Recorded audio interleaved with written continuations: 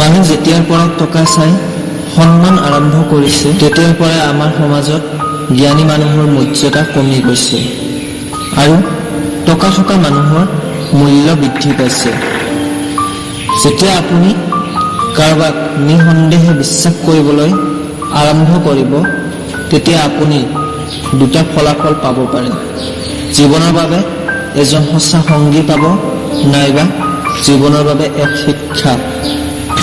যেতিয়া তোমাৰ ওচৰত অজস্ৰ সম্পত্তি থাকিব তেতিয়া তুমি পাহৰি যাবা তুমি কোন, আৰু যেতিয়া তোমাৰ ওচৰত ধন সম্পত্তি নাথাকিব তেতিয়া এই পৃথিৱীখনে পাহৰি যাব তুমি কোন।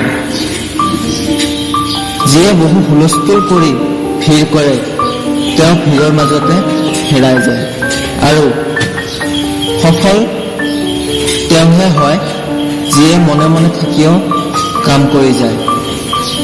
জীৱনৰ আটাইতকৈ ডাঙৰ শিক্ষা হৈছে সময়, যিয়ে ক্ষণে ক্ষণে শিক্ষা দি যায়। দুখত সহানুভূতি যথা সংগী বহুতো পাব, কিন্তু অভাৱত আপোনাৰ লগত থাকি প্ৰেৰণা দিয়া জনেহে জীৱনত প্ৰকৃত সংগী।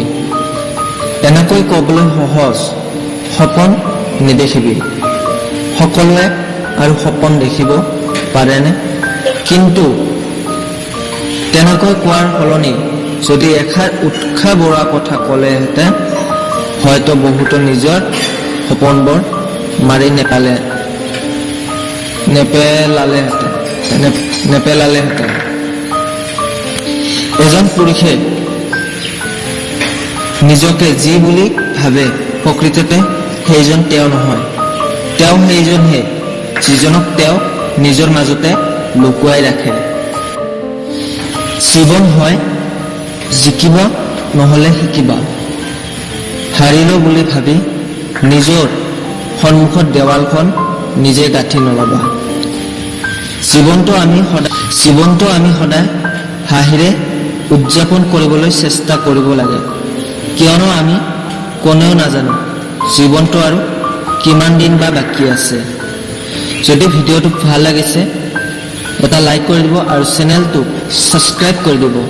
জয় আই অসম।